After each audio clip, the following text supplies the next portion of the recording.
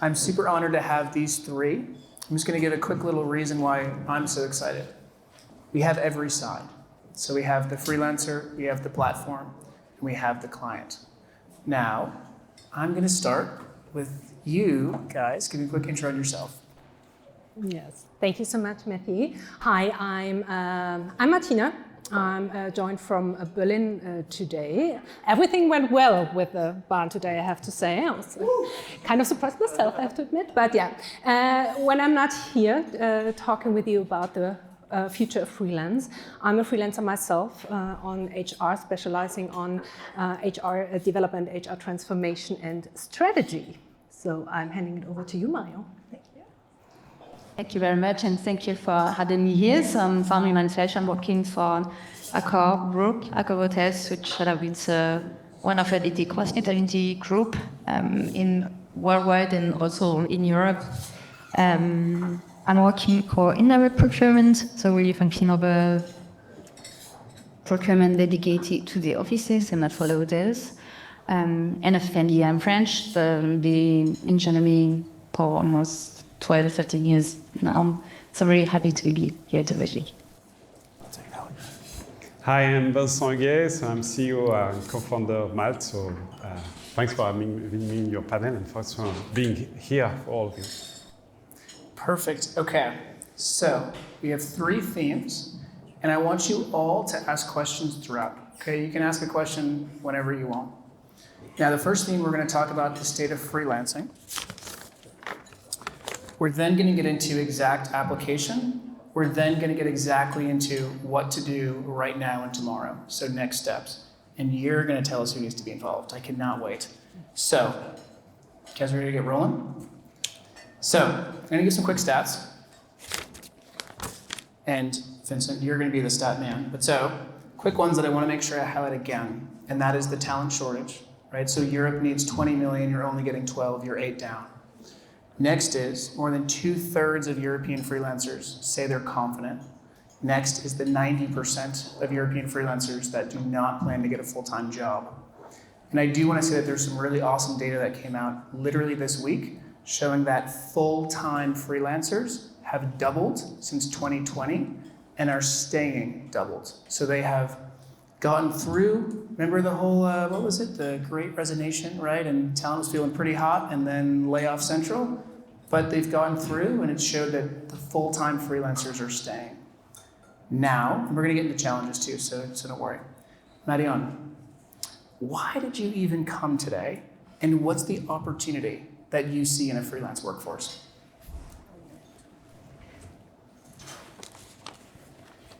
So, actually, Accor and Malt have a partnership, like a strong partnership, starting already a few years back. And so on the Paris and France, actually mostly. Accor has kind of a digital organization, a bit complex, where we have the country moving quickly, and each country really had its own development and processes. So now I'm really trying to unify the processes through Europe first, and so you need to understand what each country is doing, how they are working, what are the Marion specificities, and trying to really find some suppliers that can really work with us in different countries. So running Malt from the beginning was a strong partner in France and can also follow us in different countries where we're going. So it's really important for us to continue this partnership and to open in every country that we're working with. And Germany is actually a big country for Accor. In Europe, it's like the second from third market in terms of hotels, so it's pretty important. We have a lot of members and we really need also new talent, new influencers. Perfect. Okay. Now, Martina, you kind of had to preview this. So I want you to tell us about why you're freelancing. Do you remember what the second thing is? Do her parents know that she's freelancing? Okay, so you're gonna have to answer that one. But so, give us the why on your end. So let me start with the why. Actually, it's two reasons. The first one is a very professional one, as I really love what I'm doing, and I really love having an impact with what I'm doing and really focus on my expertise and the things that I'm good at. And I have the feeling that in a freelance role where I can really focus on that, I could do that much more. So that's the first and more like professional reason, right? The second reason is quite a personal one, because after I gave birth to my second child, I still was super ambitious job-wise, but I found it quite hard to find the flexibility within companies to really combine both, right? And so as I didn't feel of like begging for more flexibility or excusing myself because I might not be available on certain times, I thought I'd just take it in my hands and decide when I'm working for whom. And yeah, that's actually the second reason. And do my parents know? They do know, actually, but they did not know during my, like, when I made up my mind. So I really only told them when the decision was already made. I think that's basically, or the main reason is, I'm from Leipzig, so my parents obviously were born, raised, and grew up in the former GDR. And after the reunification, there was a long time where unemployment was a very big issue, and having a permanent job was somehow a lifetime goal, right? Once you have a permanent job, you basically made it. So for them, it was really hard to understand why you would ever give up a job where you are basically happy, where you're paid quite well, and where you have like stability, right? But now, as they know that I'm happy what they're doing, that's pretty fine. I love it. So I'm going to give you guys a little hint of the globalization of freelance. In Asia, they would say, do not give up the iron rice bowl. Okay, that's the equivalent of GDR from what I'm hearing. And there's still record freelance growth. Now, Vincent, I'm going to do something, I'm going to kind of flirt a little bit, okay?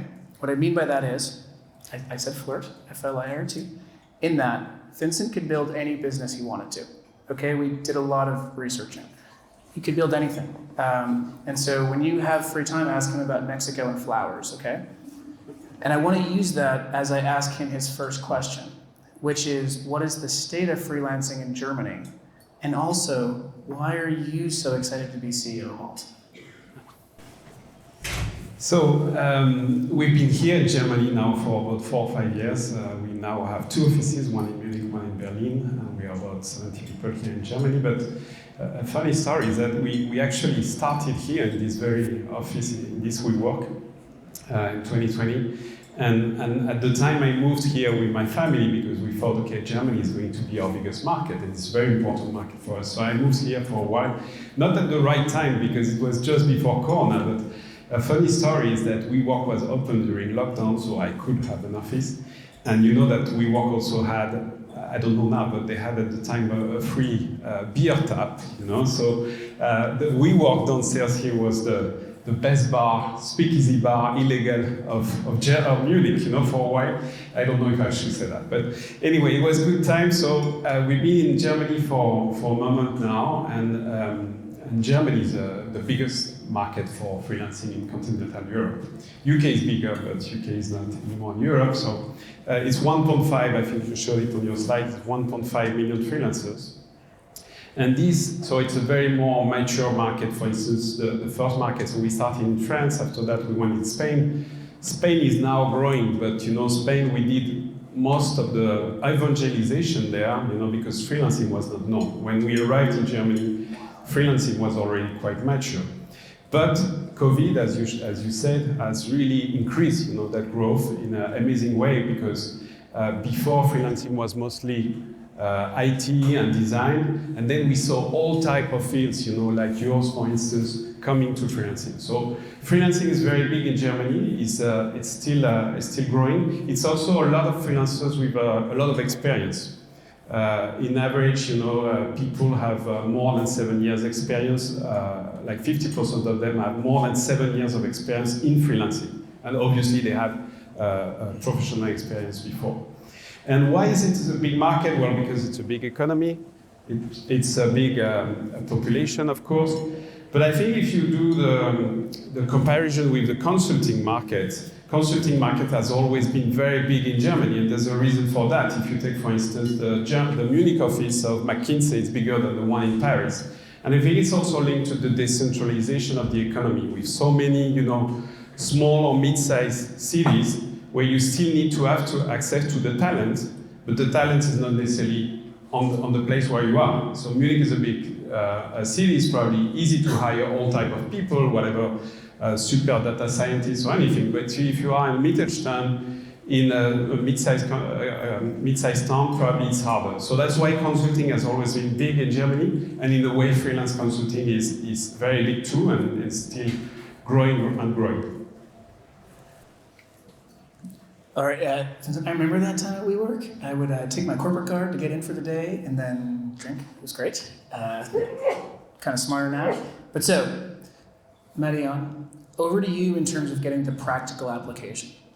Obviously, change doesn't happen in a vacuum, right? If you tell your team we have this great thing, they're going to say, what's the challenge that we're solving, right? What are the problems that we're going to solve? And so for you, the high-level question I have is what keeps you up at night, especially from a lens of what problems are you seeing, and is freelance looking like the solution to solve? Well, in general, compliance security is the most important thing for a company. So, while hiring, we are really, as I said, decentralized. Each team has to hire their own freelancer, and people working on marketing, IT, HR, they are not procurement, they are not driven, but we're still asking them to hire in the right way. So you give them access to a platform like Malt, where we have already set up some conditions, some legal terms that we would like to have in a contract that have to be followed to translating the freelancer. It's really important to us. So as soon as a collaborator needs to hire someone, we know we are secure from this side, and it's really important for our company. Gotcha.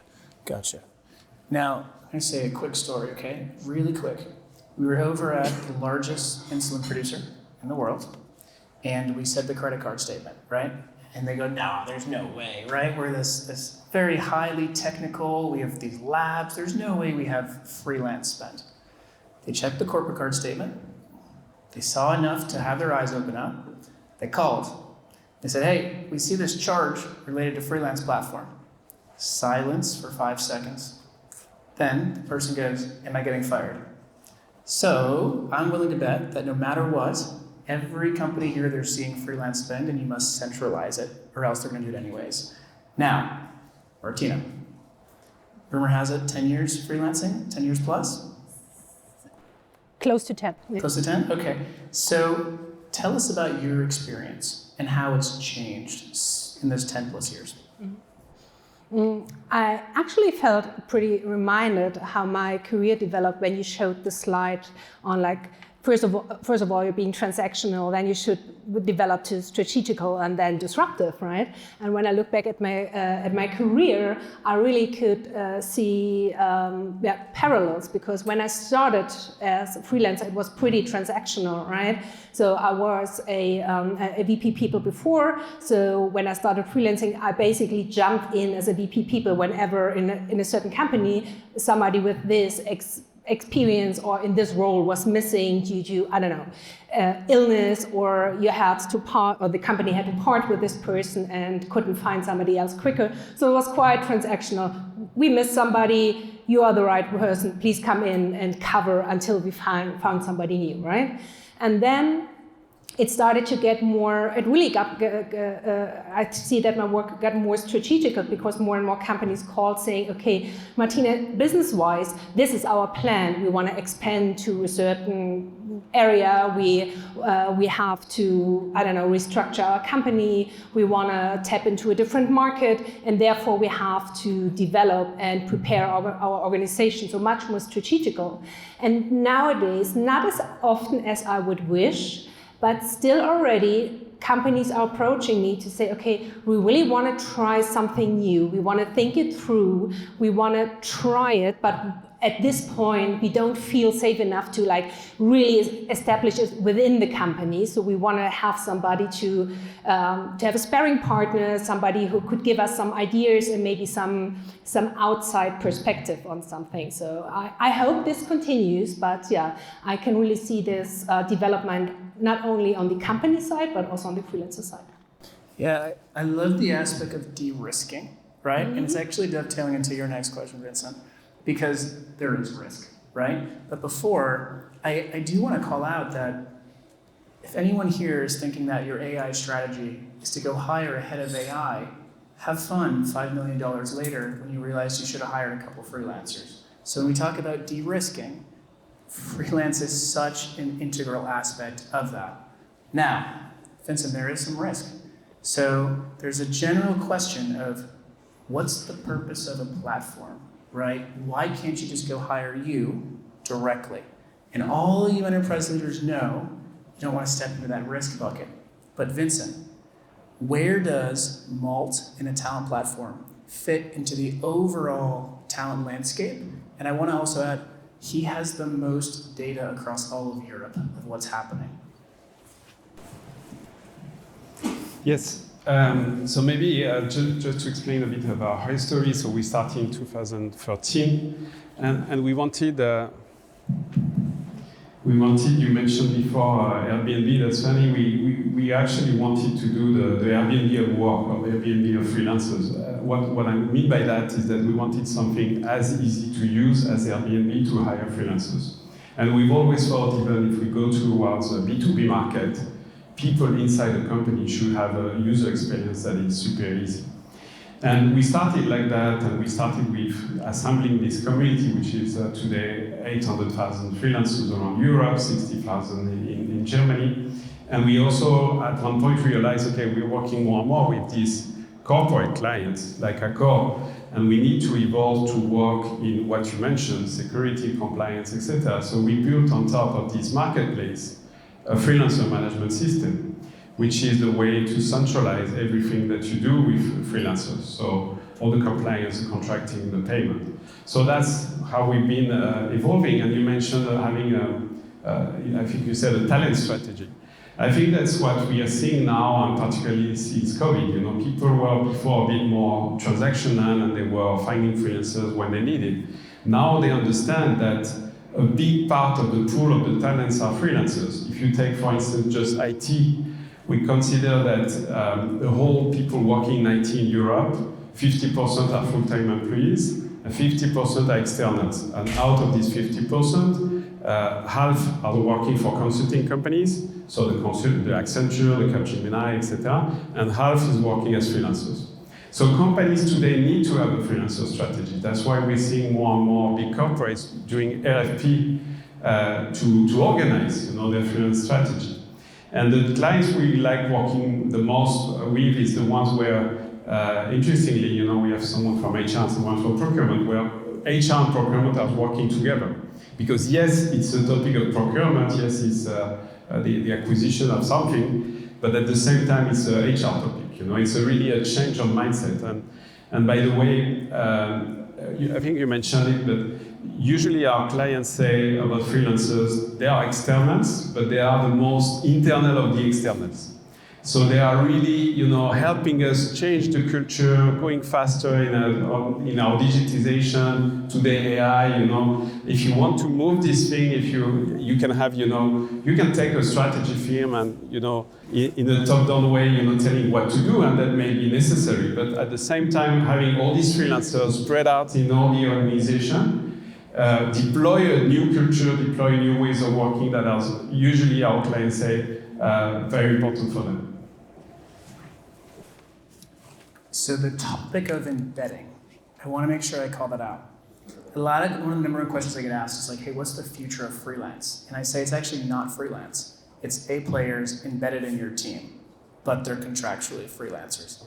And I also want to call something out that's going to tee up Marion over to you. Now, remember the thumbs. Who had their thumbs up? Get the thumbs, get the thumbs. Okay, we got thumbs up, okay. Now, let's get real. You willing to invest $20,000? Keep the thumb up if yes, down if no. Yes, yes, 20,000, okay. Now 30,000, all right, 50,000, 50, okay. This is why I ask, okay? You're probably spending 500 to $1 million on multiple people, yet if you just went to Malt once and said, here's the statement of work, there's probably multiple freelancers that can embed. Now that's the high level vision. Now, over to you.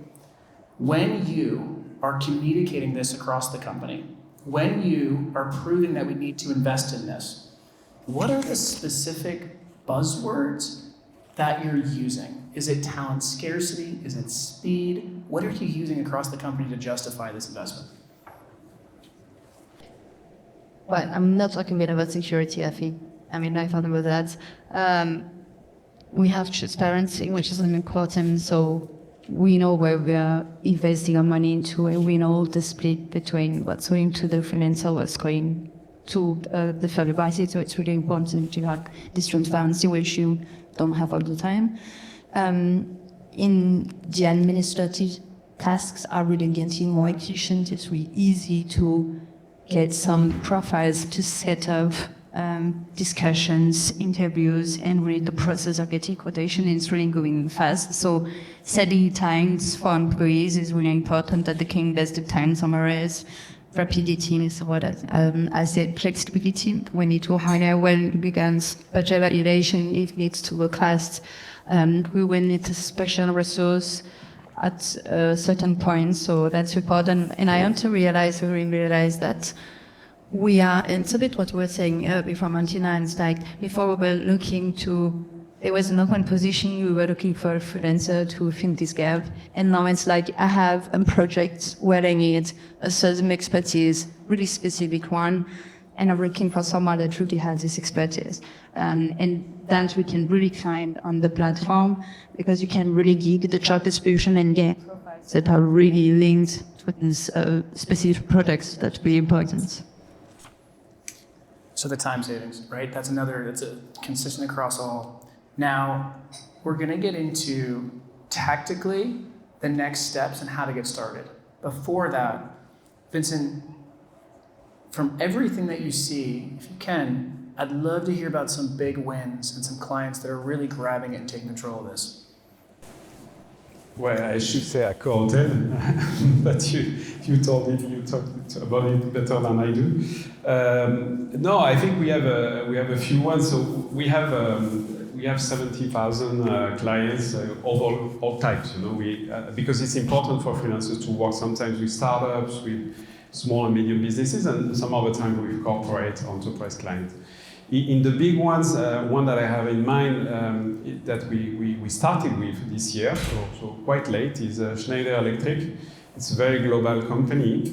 And what's interesting about it is what I was just mentioning, the fact that it's a unique combination of procurement and HR working together. And they put it not just as a question of cost or yes, there's a question of compliance and centralization, but really a new talent strategy where they say we want new and different talent. I found the different very interesting. And so they're working together. They even have someone who she doesn't have that title, but it's almost that, like a chief freelancer officer. She's in charge of deploying freelancing into the whole organization. And why also it's a very interesting one, because so we have this unique combination of HR procurement. We are a unique provider for them globally, so in all their locations. We are integrated to their tools, so I'm not going to be too technical here, but connecting to their ERP, their procurement ERP, in that case Coupa. So it's really flawless for the people who are using it to work from Malt. And it's amazing client with amazing culture, and they're starting from scratch on freelancing compared to other clients that we have. But I think they're probably going to be in the next 2 years in our top 5 or top 10 clients. That is perfect. Okay, now we're kind of feeling very visionary, and I want to set a benchmark of where we are today with you. So, as we think about getting started in your freelance program and hiring freelancers, Martina, tell us what it's like when you get started working with clients, and tell us the overall experience, the good, the bad, and what do the good ones do? Well, obviously, when it comes to onboarding, there have been good experiences and there have been better ones. What I would say, or maybe an advice I would give, is that you really should partner, obviously not only in onboarding in general, but also already in onboarding with the freelancer that you have on board, because usually these people, especially if you get somebody from Malt, so people that have quite some experience in freelancing, having done various and many projects, they usually know what they need and they can truly help you to make this a really smooth and efficient process. And on the other hand, to freelancers, I also would advise to really support the client, because it's really, onboarding a freelancer really different, is different whether it's a more short-term project, really specific, really limited amount of time, or whether it is a very long-term consulting project. So you might need different levels and a different depth of onboarding, and as I said, really help each other out here. And and maybe what I would also like to add, it is as annoying for full-time or permanent employees as for freelancers when you start and you don't have the access that you need to really get working, right? Because usually when you go to a new project, you're really fired up, you really want to start, and then you go, okay, oh no, I'll wait. Oh no, that's fine. Oh, next week? Oh yeah, okay, that's fine. So really, you, as I said, as you would onboard a permanent employee, technical or IT-wise, do so with your freelancer. I love it. And listen, if you have the right strategy and you've invested and you have a true partnership with all the platforms, skip the onboarding as well. Don't have 4 weeks of onboarding for a freelancer, right? It's contradicting. Now, Marion, the who, the what, people here, it's budget season, right? They need to go unlock some budget, and they need to know who needs to be involved and what they need to do over the next 30, 60, 90 days. I think USMV for procurement and HR repopulation, I totally agree with that. And I will add to that legal team as well. So it's really important to have those departments talking to each other from the beginning, and to make sure that the right subjects will be tackled from the beginning, because they will come up at some point when you're developing the contracts. But also with the teams, the departments that are actually engaging this need to have more freelancers, so really to bring them up, to have some key users that will really tell you what they needed, how they need it, and maybe let them test the products before, because that's how you will get the engagement for your department, and at the end, that's what you want. You are investing quite some time to develop a partnership, so he wants people to be engaged and to really use it. Otherwise, you will did the work, I would say, for nothing. So really engage on the part you may think in the beginning it will take more time, but your engagement should be higher, and at the end, that's really the goal. All right, so, Vincent, it's an international rule. Whoever pays for the food gets the last word. And unfortunately, WeWork doesn't have free beer, so you had to pay for all of it. Now, you is the last word, and feel free to ask questions after as well, too.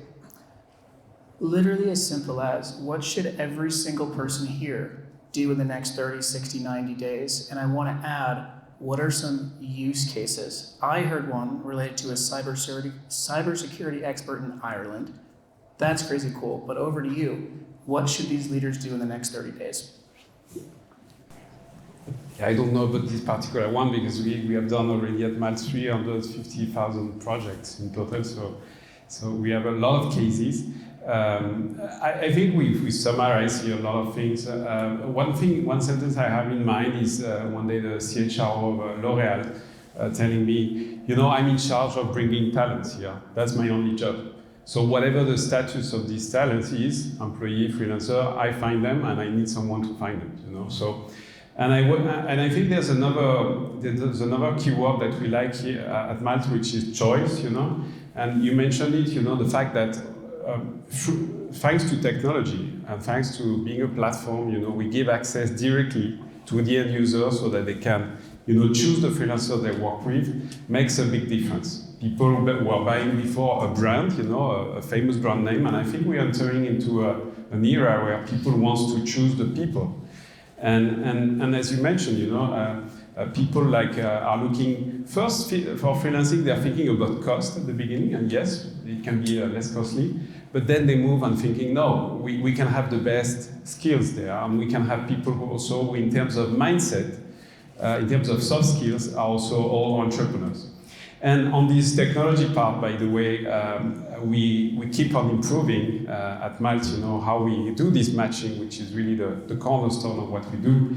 And next month, well, in 2-3 weeks now, we're launching, so everyone is working, of course, on AI. We're launching something based on Gen AI, which will, again, reinvent the way of doing the matching between freelancers and clients, and will be quite amazing. So I'm looking forward to this. Maybe we'll have another occasion to do an event here or in Germany to present that. Oh, you're the best. Perfect. Now, if I could summarize, partnership and having an intentional strategy. Now, are there any questions from the audience? What do we got? Back. Perfect. First, thanks for the discussion. Thanks for the keynote, Matthew. I have a question because we heard a lot about the benefits and the potential of freelancing, of course. So I have a question a bit from the other side, if I may quickly lead up to it. As far as I'm informed, the term freelancer comes from being a free lance. So a soldier that was not sworn any allegiance to a lord. In this mercenary scenario, I can imagine like a few situations where a freelancer is not the ideal choice, maybe. So my question would be, and sorry for the long lead up, do you know any situations where a freelancer maybe might not be the best choice? And let me just call out, that was you Europeans that did the whole freelance thing, okay? We were like poor peasants. Okay, Martina, over to you. First of all, it's probably when you have a role to fill, not a specific project, not a specific goal that you're aiming for, not a specific project, right? If it's a role that you have to fill within your company, then probably it's good to look out for somebody permanently, right? What would you guys say? Well, when we talk these days, since COVID, about the geography of work, we're talking about a hybrid mode, like being at the office sometimes, being remote. And I think in the type of people you have as talents in your company, it can be also hybrid. You need both. I don't believe that everyone will be freelancer. Us as a company, Malt, as a freelancer platform, we have 600 employees all around Europe. And we use about 500 freelancers a year. So some of them, for a full project of a year, sometimes 2 days, sometimes 2 weeks. So that, I believe, is going to be the new normal. We see in some companies when we check data that they may have, at one point, in time, in a month, in a given month, between 10 to 20% of their talents being freelancers. By the way, the companies, the biggest company we're working with, the DAX type of companies, they are spending average, €1 billion a year in professional services. And they tell us freelancing will be probably in 2030, 20 to 30% of this. Okay? Our biggest clients do 50, 40 million, but we think that our biggest clients in the coming 5 years will be doing 200 to 300 million per year. So it's a hybrid mode, it's not one against the other. Sometimes you need employees, sometimes you need freelancers. Beautiful. Do we have any more? What else we got? Yep, right here. So the German economy is declining as of now. We're going to rough times. Many of the big DAX companies as well declining. One early measure is to cut on external spend, especially also consulting, maybe freelancing. So do you feel that at Match Germany, and what would you recommend for freelancers in this area to capture new opportunities? And Zinger. For me? Okay. Sorry. What about? Want me to talk about the election? Yeah, I don't have the perfect answer. It's true that we've been seeing the economy more gloomy, I would say, here for a moment. At the same time, it's the biggest economy in Europe. The market for freelancing, we estimate, is about 100 billion euros per year, so quite massive. I think that's a good position. I think companies, you can put it on positively or negatively. You know, for instance, when there are hiring freeze, you could say, well, the first thing we will freeze is external workforce. At the same time, where there is hiring freeze, we see also, a rise of people like, they have to keep on the projects, So they look for solutions, and they find external solutions, and some of them being freelancers. So I think, it equilibrates itself in a way. And another thing is, maybe the DAX type of companies are more cautious these days, but there's a Mittelstand that need to move on, like we were talking about AI, we were talking about data, digitization, etc. Again, if you want to have the access to talents and you are in a mid-sized city in Germany, what before was mostly having access to blue collars that you could have in your area, now it's just not possible. So you need these freelancers, and you need these freelancers to come to your place, let's say 2-3 days a week, and then to work remotely, etc. So in the end, all this, kind of equilibrates itself. So it's not the best year for the market, for sure. I won't say the contrary, but I think that there are some moving trends in one way and another. Yeah.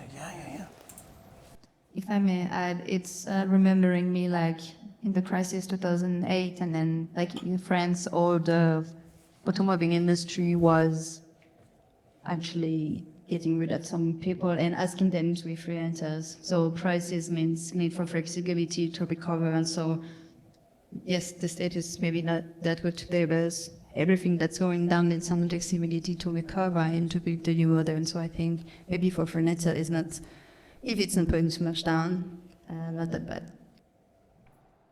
Yeah, maybe from the freelance perspective, what I find helpful to actually adapt to the challenges that the companies are facing in this decline or in this crisis, as you might say. For example, in my field of HR, it's okay. How can we work more efficiently? How can we make sure that we are really agile in our organization? How can we make sure that we keep up the spirits, even though we, might have to put down some projects or things like that. And these are topics that arise in special occasions. And for me, I find it very helpful to have an eye on these developments and then come up with matching offers from my side. So I'm going to give you 3 pieces of data, okay? It's really boring. Between 5 and 20% of freelance leaders, so this actually means more of the freelance platform executives, would say that their client acquisition was good this year. So really terrible, right? 5 to 20%. With that said, 85 to 91% of those freelance leaders feel long-term confident about the freelance economy. Now compare that to someone sitting in a marketing agency, someone sitting in tech, we're doing a hell of a lot better. And the last piece of data is if you look at the CAGR, the compound annual growth rate of platforms, it's between 12 and 16%. Now, Europe, you're down by the 12 to 14. Asia, Latam, they're up, but still, 12% compound annual growth rate, over 85% of leaders feeling confident, even though, I hear you, it sucks to get leads. So, just want to throw that data out there. Okay, what else we got? Talked a lot about potential so far, and what was I missing a little bit was the focus on regulation. What is your expectation about this? Because Germany, I think, is a lot different to US or other countries, and especially in Germany, the regulation is a hard topic. And I feel especially the bigger companies, they fear of freelance because they have fear due to regulation. So I'll start with US and then we'll go around. I think whether Germany, France, EU, any government, you're terrified of 2 things: taxes and are the people going to revolt? Taxes is pretty easy. In the US, if everyone was a freelance workforce, I think we'd lose around $4 trillion. The reason is employers don't have to pay the payroll tax, right? So there's actually, depends on what side you're looking at, there can be some very, very anti-freelancer classification. Now, are they going to revolt? around 72% of Uber drivers would say, I don't want a full-time job. And if you ask them, I ask every single Uber driver, I've yet to have one say I want a full-time job. So I think there's definitely a disconnect between politicians and the actual freelancers is what we're seeing. With that said, the regulation is actually pretty simple. Do you choose to be a freelancer? If yes, pay your taxes and you agreed to this. So it should be simple, but obviously it's contextual, but I just want to give you that context. And from a US perspective, talk after November, I might have a different answer for you, but there is two different views. And I will say that similar to technology can override, and I lived in San Francisco, so I've seen governments say don't do this and tech say screw it, we're doing it, and then it becomes the norm. I think our industry is past the point, right? You can't say freelance is not the way. People are actually going to revolt. So I'll throw it around.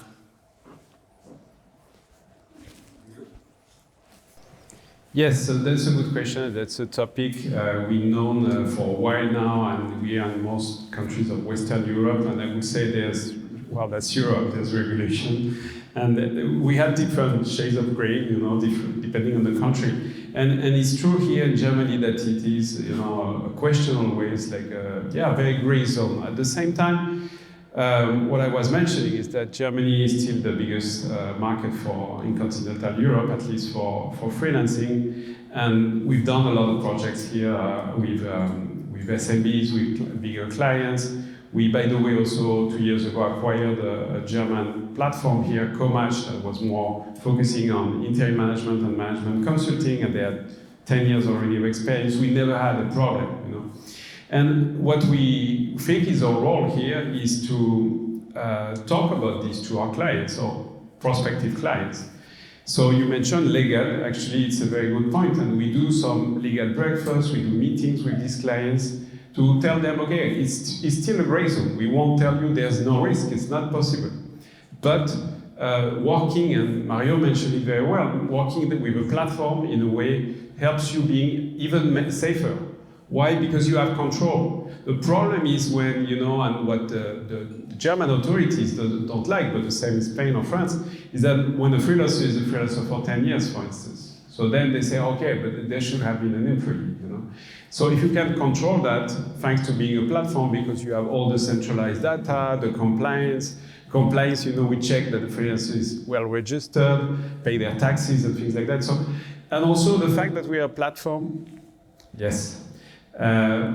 We have this possibility of the freelancer is building their reputation on the platform. And so his or her reputation helps them get more projects. So it's very easy to show, because they have this open platform, open marketplace profile, that they don't, that they're not dependent of this client in particular, So we have all these arguments, but we think, it's our role also to teach and to explain and to make people feel secure, but it's the same in France, it's the same in Spain, it's the same in the UK now. You think UK is a very flexible market, but they have this new law, so we have to do that, okay? But most of the time, everything is doing well, and we just have to tell that to our clients. What else we got? What are the bads? We got the legal. I love that back there. Question for Marion. Did you ever have or experience within your company a situation where the collaboration with a freelancer didn't go well? And how was it perceived in the company? Was it like many people saying, I told you in the beginning, freelancer is a bad choice? Or was it rather like, okay, that didn't work, but there are many other options out there, let's go for another one? Was there a learning effect, or was it rather a, let's say, adversative against freelancing perspective after that situation? If so. Of course, we might have some cases, but I think it's in general hiring, it's not 100% science, it's human-based, we do interview, we have feelings, it's working, it's not working, so I don't think anyone is critiquing them freelancers in general, but I really believe the fact, on the platform, the fact that you really have, as well, the storyline, you can see the reviews, the project that the freelancers did to other companies. We can also see if another departments worked with this freelancer within the company.